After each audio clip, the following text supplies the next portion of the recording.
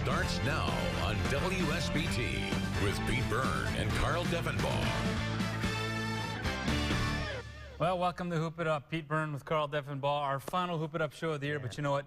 This is one of the best nights of the year in this community and local sports. Sectional Friday, Carl. It's a good way to go out, that's for sure. Some of the best teams, some of the best players who are going to be on the college hard courts next year going head-to-head tonight. And we start with a phenomenal matchup. The Penn Kingsmen have been one of the top teams in the entire state of Indiana all season long. Their only loss came at the hands of South Bend, Washington. That was back in January. Well, guess what?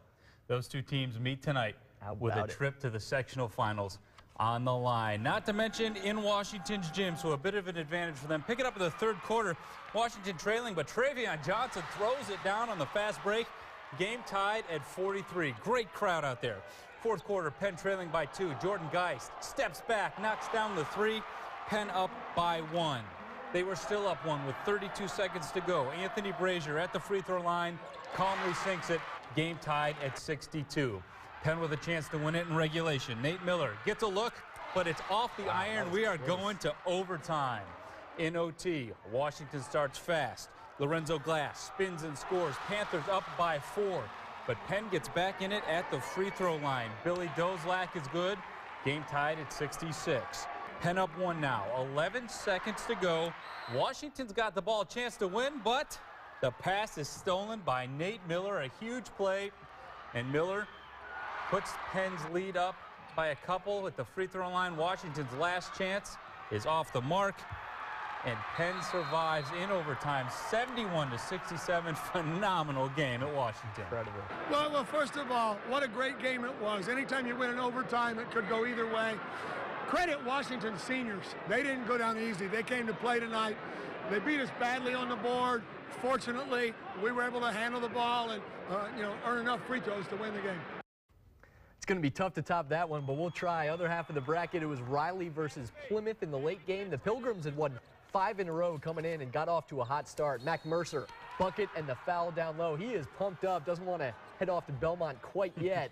Pilgrims were up 11-4, but here comes Riley. That's Junior Scott dishing to McQuan Patton for the up and under. Riley goes on to win 51-46. Elsewhere, Concord and as the Wildcats now lost to Penn by 13 earlier this year. So we should note this game, the sectional final, will be played on Monday at 7 p.m. The Kingsmen can support the girls in the state finals tomorrow night. Nice of them to move that. Absolutely. Now moving on, Concord facing off against Northridge. A whole lot of green in this gym. First quarter here, the Raiders inside to Tom Morrison. Strong move. But Concord comes right back, kicks it out to Dan McMahon for 3. Minutemen on a nice little run here. Finally, it's Philip Sawatka with a nice move down low. Big man showing some range. How about that? Concord goes on to win 67-62. Now, Elkhart Central met Goshen in the other game. Central's coach Troy Noble resigned today due to family reasons, so his assistant's filling in and trying to dig out of a hole. Trailing by 10 at half, but sophomore Antoine Allen drives and scores in traffic for the Blazers. Some nice passing from Goshen. Austin Willett feels the double team. Kicks it to DJ Ambrose. That puts Goshen back up by 10. They win tonight 61-55. So Goshen will face Concord tomorrow, 7:30 start for the sectional crown. How about that? And finally, in the other 4A sectional, this one out in Valpo, LaPorte gets the win tonight over Chesterton, so they will play tomorrow night against Michigan City. 2 more teams going at it there. That wraps up 4A for us. Now in 3A, chance for an all-NIC final in the Jimtown sectional. And if we get it, it's going to be one of the great matchups of junior guards, Devin Kennedy and Green and Sullivan for St. Joe. Let's see how it goes. Sullivan leading South Bend St. Joe against Rochester. The Zebras taking the court tonight in the 3A Jimtown sectionals. Looking to spring the upset against Green and Sullivan in the Tribe. Speaking of Greenham, there he is in transition, getting into the paint and hitting the runner as St. Joe takes the early lead. Now, the Zebras tried to stay alive in this one with the long ball.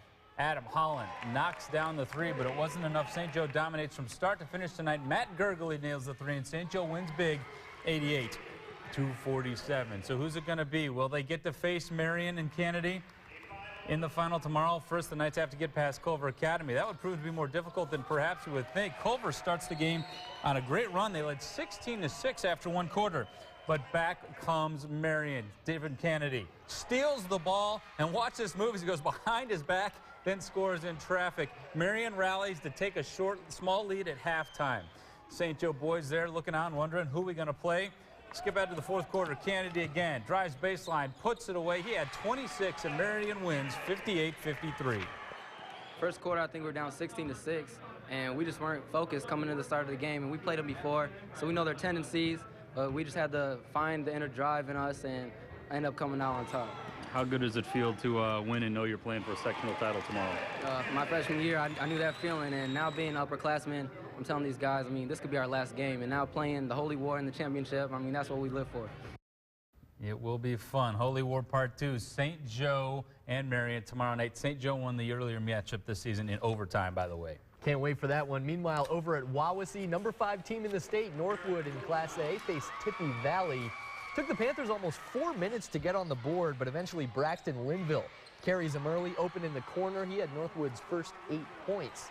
The Vikings' big star, Tanner Andrews, got going in the second quarter, drives baseline, somehow got that to fall from a weird angle. Tippy Valley led for much of this game, but the Panthers rally for the W, 59-55.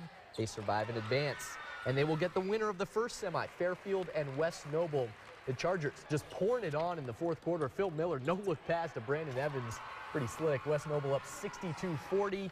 And the defense comes through here. Waylon Richardson, a steal, and then nice dish to Drew Schermerhorn. He put up 25.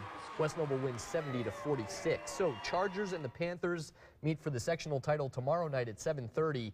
Meanwhile, elsewhere in 3A, Kankakee Valley, New Prairie and Andrean both move on to the final. Nice win for New Prairie tonight. Busy night. It's been a lot of fun, but we're only halfway done. We got to take a timeout, though. When we come back, Class A and 2A sectionals in Indiana, plus several teams will play for district championships north of the state line. Highlights from Niles, Benton Harbor, and more.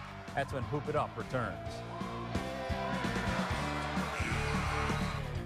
Welcome to Toyota's #1 for everyone sales.